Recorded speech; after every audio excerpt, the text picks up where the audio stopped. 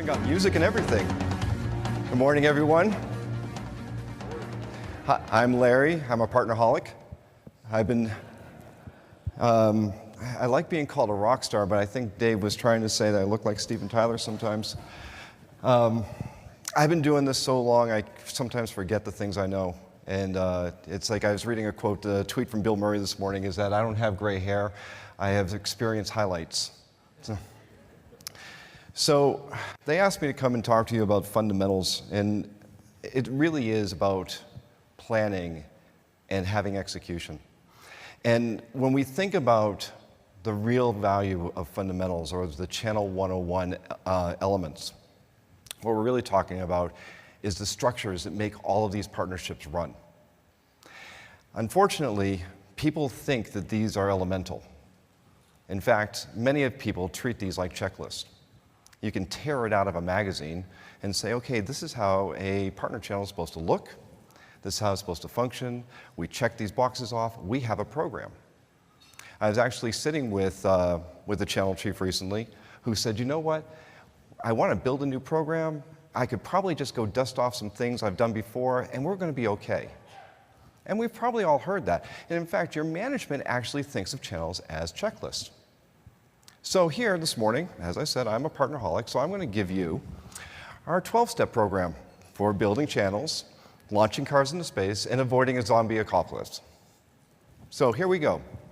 Step 1, identify products and services you want to sell, because that's the most important thing. You need to sell products, so you need partners to take it to market. Number 2, define your sales model. Do you sell to partners? Partners sell to customers. Number 3, create tiers for your program, because everybody has to have tiers. Platinum, gold, silver, red, green, yellow, apple, banana, orange. It doesn't matter. People like precious metals, so we'll stick with those. 3.5, engage with distribution, because we're supposed to. Number 4, create marketing materials, because we have to give partners marketing materials so they can take them to their customers and everybody can see your logo. Number 5, allocate MDF, because, as we've said many times this morning, we need to give them MDF because it's like heroin. Step 6, set up training and certification programs, because everybody likes to go through training, and everybody thinks certifications are valuable. Number 7, start a marketing campaign, because we have to have all that communication going. Number 8, attend every event everywhere, and I will see you in Vegas at least 6 times. Number 9, start recruiting partners. Anyone who can fog a mirror will do. Number 10, collect large sums of money. Then go out and collect a lot of awards for the lobby. The original version of this slide, am I being recorded? Good. The original version of this slide was buy a 5-star rating, but then my lawyers told me I wasn't allowed to say that. Number 12, go to President's Club a Hero. All makes sense? Do these 12.5 things, you're going to be a channel hero, right? Drop the mic. Does anyone disagree with this? Because I can stop. I do. It's wishful thinking. And it's because we treat channel programs like this is that we often have so many problems. Everything that you've heard over the past 2 days is true. We have dirty data, we have inconsistent execution, we have inconsistent partners, and we keep trying to tweak programs to help modulate or improve that performance. The reality is a lot of channel programs operate like underpants gnomes. Everybody know what this is? Nobody watches South Park? Okay. So underpants gnomes. These gnomes were sneaking into the kids' bedrooms and stealing their underpants. And they had a plan. Step 1, collect underpants. Step 3, profit. And then somewhere along the way, somebody asked them, well, what's step 2? And step 2 was, well, step 3 is profit. And a lot of channel programs we see operate like this. And in fact, this is part of the reason why 64% of the channel chiefs we survey tell us that their biggest challenge is getting partners to grow their sales. And part of that challenge is based in the fact that channel programs are set up to sell things from the vendor's perspective and not set up to serve the partners or serve the customers. The thing I want to challenge you all today to do is that when you're looking at either building a channel program, restructuring your program, optimizing your program, is to stop first and ask one question. I'm going to tell you, one person in this room is going to love this. Just stop and ask why. Liz, this is for you. Liz Cope and I were talking the other night about Toyota's 5 Whys. And if you don't know what that is, go on Wikipedia, read it. It's a nice synopsis, but part of this is based in the 5 Whys. And the 5 Whys is you have to get through, you have to ask, if you have a problem, ask why 5 times to get to the root of the problem. Why 5? Because 6 is too many. So let's ask a few questions. I don't have 5, I have more than 5, but I'm going to ask a few. So the first is, why do you need a channel? It's not why do you want one, why do you need one? I think that part of the reason I interact with literally dozens of vendors on an annual basis, hundreds of thousands of partners, and everyone says we need the channel. Okay, I need a lot of things too. Dave, I don't need a battery, I need a Maserati. Okay. We need a lot of things, but why do we want a lot of things, but why do we need? So we have to ask ourselves, is there a fundamental imperative for working with partners? There are many companies I go out and I talk with and I assess what they're doing, and I actually turn around and say, no, you do not need partners in this instance. Stop trying to shove product through partners through a resale model when another sales mode will do better. Second, what can't you do without partners? What is the void that you're trying to fill with resellers or integrators or service providers? What is it that they do better than you? Or what is it that you gain from them that you wouldn't be able to do organically? What role do channel partners play in your go-to-market strategy? I actually had a couple of these conversations here the past couple of days, is talking about channel conflict. We want to grow, somebody said this to me, is that we want to grow our channel program, but we keep running into interference and conflict with our direct sales. Well, clearly that is an indication that someone did not define the reason why you had partners in your go-to-market strategy. They were supposed to fill some expectation. What would channel partners do to increase your value proposition? So it's not what else they can do, but what can they do to enhance the experience that your customers have? So a few years ago, I wrote a book that talks a lot about this, about outcome expectations. I encourage none of you to go read it. It is a dreadfully boring and terrible book that you can find on Amazon. It's always on back order because it's almost out of print. It's called The Ultimate Cure to Insomnia. But we talk about this.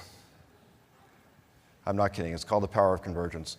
But we talk about this because it's not just about partners filling the need, so what can't you do, but it's also about the accretive value that comes with working with partners.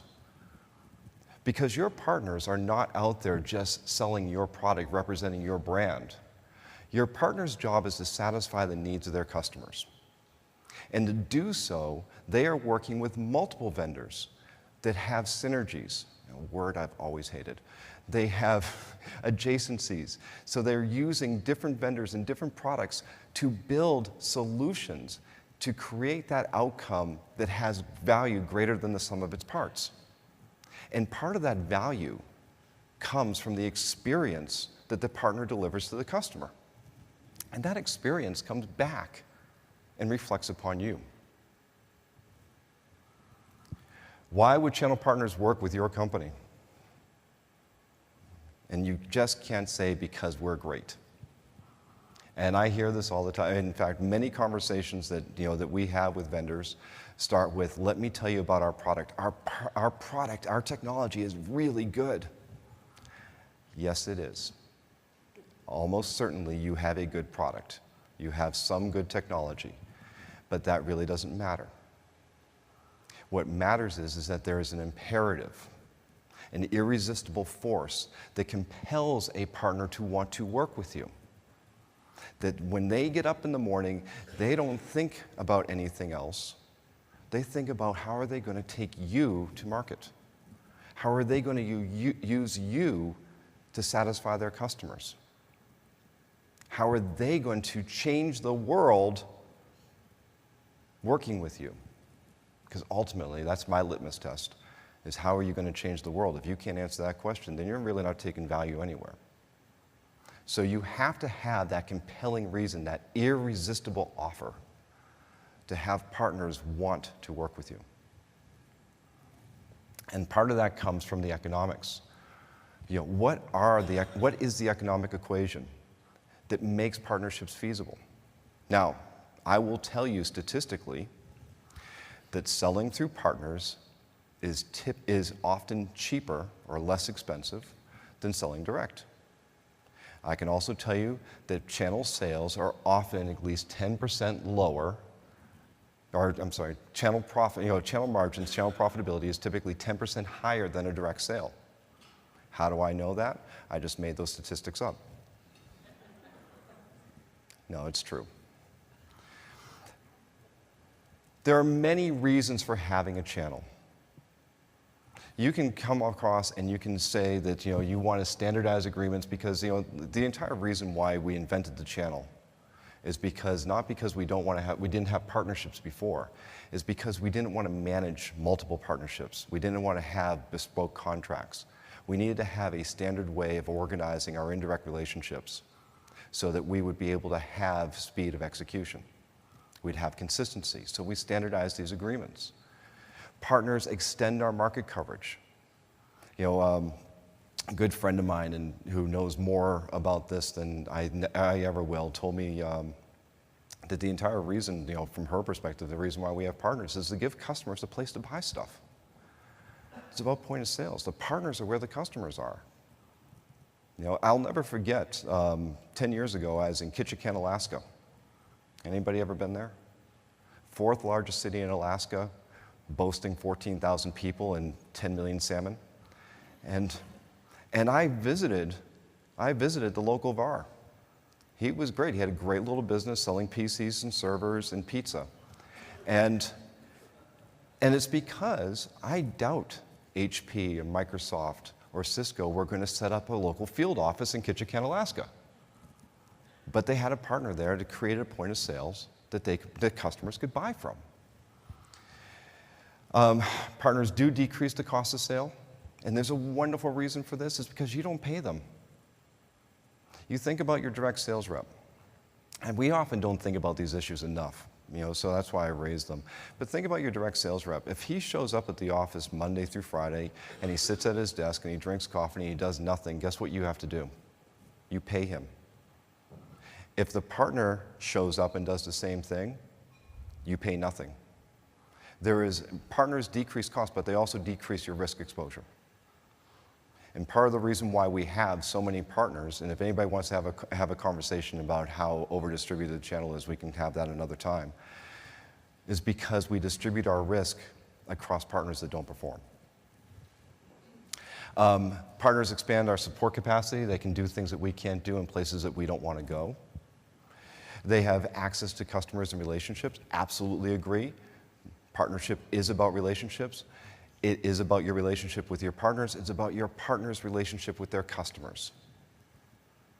Because, Bob, who's been partnered with you for 7 years, has known his customer, Jim, for 15. And there is that implicit trust. And that's what you get when you leverage partners. In fact, I would even submit to you, when you're recruiting, you're not recruiting a partner to get net new logos or net new sales. You're recruiting partners to tap into that existing install base that they have that you don't have access to. There are competitive advantages that come with partners. In fact, again, another conversation that I've had over the past couple of days, part of your job, and I'm going to come back to this at the end, part of your job is to get yourself in your earnings report. One of the things that vendors don't do or don't recognize, and I will even extend this further, that Wall Street, and they're really doing really well this week, Wall Street doesn't recognize is that the channel adds value to your organizations, that you can actually be part of the evaluation of the market cap. Because if the sales are coming indirect, then you absolutely have an impact. But if you go and you read earnings statements, try to find any mention of channels and partners and indirect revenue. If you read, if you read them, you'll never find that. You'll hear everything about how well their sales are going, but never where those sales come from. They come through partnerships. And of course, the partners help satisfy the customer need. And this helps you maximize revenue potential. I had a conversation just this morning talking about that. Is that, we decided that if we wanted to grow, we had stopped growing, we recognized we needed partners to grow the business and grow the revenue, because the partners have the ability to extend that revenue capacity. So let's just talk a little bit what this means in terms of planning for this. Because the 12-step, all those things are true, but it's about the execution that comes with it. Because again, if you can identify the reason why you need a channel, if you can actually say, this is the opportunity that you're going to attack through partners, that this is the objective of which you're going to aim for, then you can define what your goals are, define that intent, create that plan or that program, because now the program isn't about trying to activate and cajole partners into doing something. And believe me, I think we just heard on the lightning round, selling is an unnatural act of partners. We can joke about being, being technology enthusiasts. Most of our partners really are geeks. Anybody ever hear the joke about how a VAR is born, how a partner is born? There's two ways. One, they got laid off from IBM.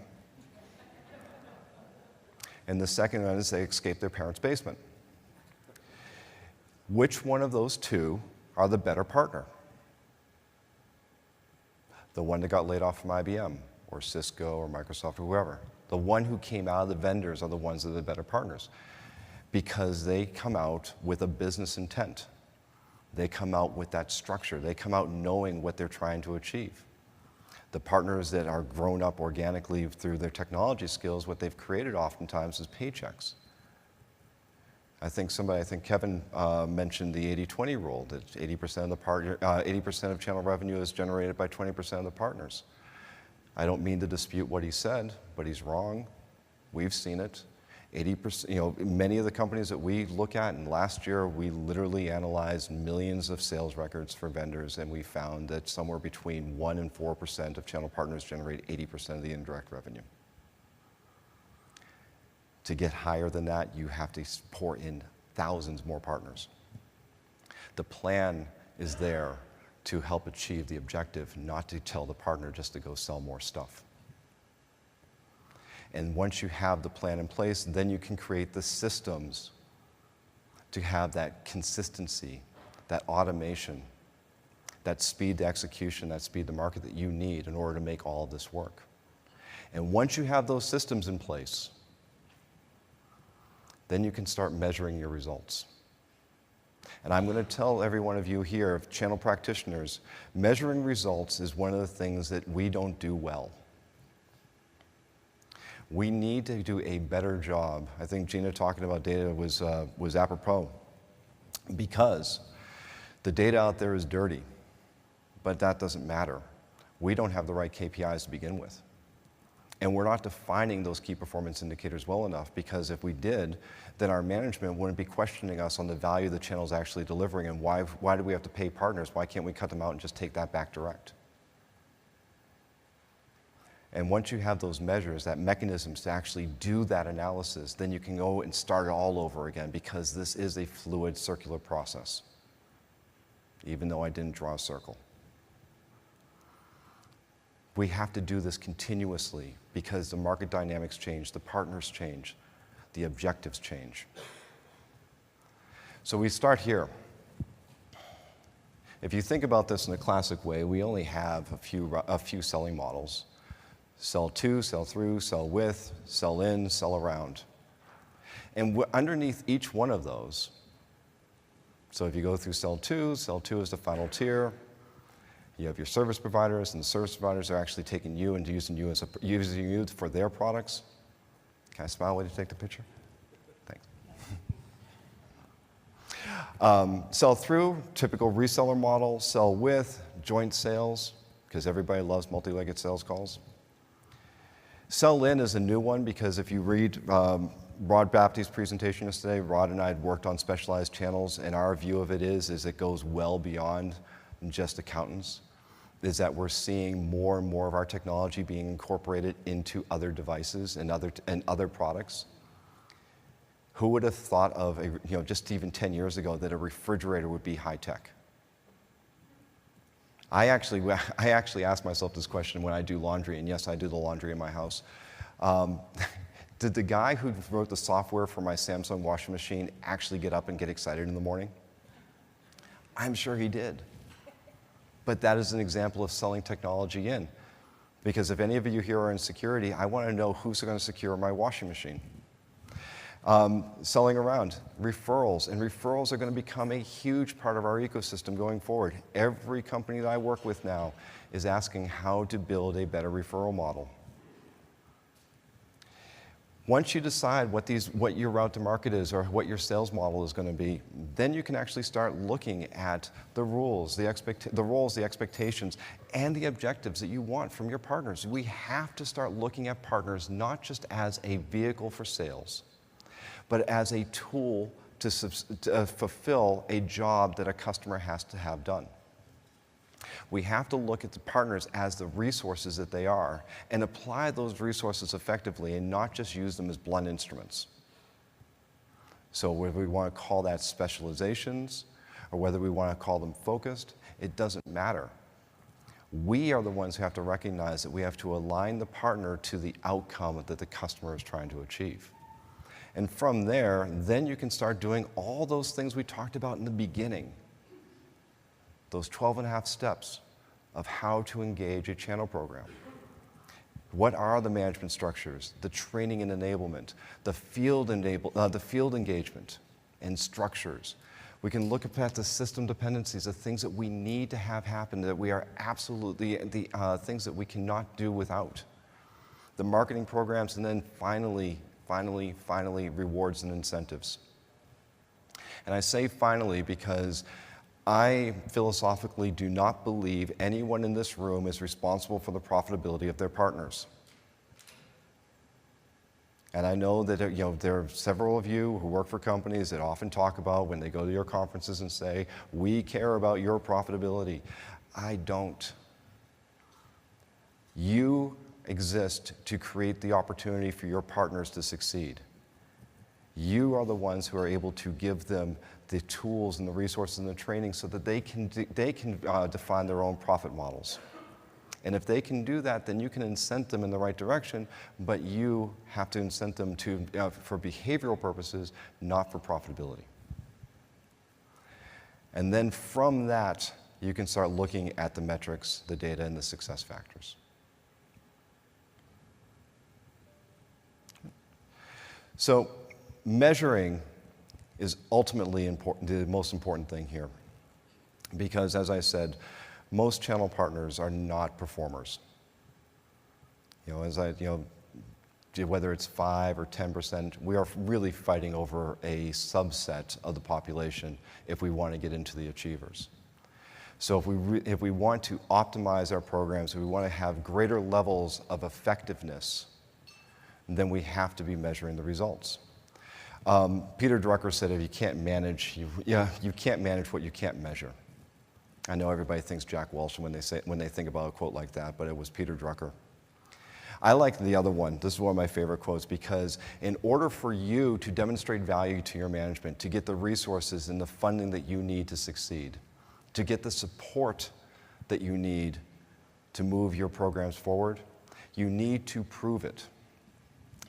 That's why Charles Whelan, if you want to read a really good book, a simple book on statistics, Naked Statistics by Charles Charles Whelan. He said is that it's easy to lie with statistics, it's hard to tell the truth without them. We need to start demonstrating and proving the theory and through the structure of a well-managed, well-structured program. You will gain the information. Because unfortunately, and I won't even ask for a show of hands, so I don't have a poll for you on this. Just nod, if you will, because I can't see you. Unfortunately, we deal with two realities in many corporate organizations. We deal with fact, and we deal with truth. And they are mutually exclusive. Fact is data, or refined data that's turned into intelligence. Truth is what's generally accepted. And oftentimes what I see in many organizations is that once something is accepted as true and it becomes institutionalized as truth, facts won't change it. In fact, some organizations will resist being told new information because it would be too disrupted to the generally accepted truth. The way to do this, the way to counter this, is through good, consistent, well-defined key performance indicators. And it is incumbent upon all of you to define those indicators. And this is a true story. A friend of mine who also happened to be a client I was helping him last year build a brand new channel program from scratch for a company that was on the verge of going IPO. And it was a beautiful program. Had all the elements you needed, some new innovative incentive programs and enablement programs. We worked really hard on this. The one thing he didn't do, I kept advising him, I said, you have to define what you're doing, how it's going to be measured, and what the outcome is going to be, and you have to communicate that to management. He said, oh, no, they understand what we're doing. So if anybody knows that there's a good job opening for a well-qualified channel chief, he's looking right now. I'm not lying. They booted him out after a quarter. In order to make all of this happen and to get to that richness, it's not just about data, it's about automation. Some of you will say that somebody told me that they have a big channel program with 125 partners. I was like, that's cute. It doesn't matter how many partners you have. I've seen companies with a couple of dozen partners. I work with companies with several 100,000 partners. We need to automate this because we can't scale ourselves. So the things that we need, we don't just need, and I'll say this, and Dave, this is for you. ImpartnerCON is a very good portal PRM system. You absolutely need it. And I say that without reservation. I love this company, and I love their product. But it's only one piece of what you need. There is a stack of technologies and systems you need in order to run these channel programs effectively. And from this stack, what do you gain? You gain transparency. You need transparency to actually be able to see inside your programs, inside your partners, to demonstrate not just what they are doing today, the operational aspects and outcomes of selling and supporting your technologies, but also the value that they return back to your organization to justify the future investments. From these systems, the partners get a number of things. I said that profitability is not your responsibility. Satisfaction is your responsibility. Creating satisfied partners as much as creating satisfied customers is absolutely one of the responsibilities of a channel chief and a channel program. But from that satisfaction, you drive loyalty. From that loyalty, you drive productivity, and that productivity leads to their profitability. For you, you get effectiveness. You get efficiency. I happen to think effectiveness is more important than efficiency. You get contributions, and that contribution is being able to say that the channel program had a return on investment to your organization, and that comes back to value. So a lot of this is creating intent, creating a plan that is based on objectives, and then having focused execution. And then using the available tools and systems like ImpartnerCON that will help execute the program to get you to the results you're looking for. So I won't go through all of these because I actually thought I was going to, Dave, for you, I was going to go, keep the momentum going and go long. But just make note of a few of these things is that there are some things that we find that are important to your success. And that is, establish that reason for why you have channels. It just can't be because. Craft your value proposition. And like I said, my litmus test is how are you going to change the world? What is it that's going to make you different? How are you going to help your partners succeed? Define rules of engagement. Define what it is, because this is a reflection of that definition of roles for the partner. What is it you expect them to do? What are the lanes you expect them to drive down? And what don't you want them to do? And for above all, engage. You've heard it a few times, and I'll reiterate it now, is that you have to engage your partners. You can be selective in the partners that you engage with, because not all of them are equal. You can cultivate and curate partners and bring them up the stack. You can work with your well-performing partners and help them do better. But this is not a passive exercise. You have to get down and get your hands dirty, and you have to work with your partners in order to make the entire system work well. Okay. Funny thing, my company, 2112, helps companies like yours do all this. So our business is exactly this, is helping you understand the dynamics of the markets, the channels, the partners, providing you the tools and the resources to maximize the benefits that come from partnerships, and working with you to identify future opportunities. No lie, I do not live this year. I visit 2018, I spend most of my time in 2025 trying to figure out what's coming next for all of you. And part of this is being drafted back into the services because there's things that we have to do. We have to work for today, and we have to plan for tomorrow, because today will not last forever. We also publish a number of resources and guides for you. In fact, there's a couple here that I think you'll find interesting. We have a free resource called our 10 Strategic KPIs for Channel Chief Success. Just come to our website, you can download it. If you can't find it, just email me. I'll be happy to send it to you. And next week, our Channel Outlook, our first Channel Chief Outlook study is coming out, which is forecasting the expectations for the channel in 2018. Some fascinating data points in there in terms of challenges, opportunities, and execution plans. So please come and check that out. And the last thing I'll leave you with is that I wasn't kidding. I am a channelholic. I really do love this. I love this community. I love working with myself and my team. We love working with all of you. And so if there's anything that we can do for you, if there's any resources you need, anything we can help you with, you just want to have a conversation and a good cry, please just give me a call. I'm happy to help. My phone is always on. So, and follow me on Twitter, please, because I pump out a lot of information on Twitter. Please don't follow me on Facebook. I'm very sarcastic there. So, that said, I'll be around for a while, and if you have anything you want to chat up, I'm happy to do it as well. So thank you all for having me here today.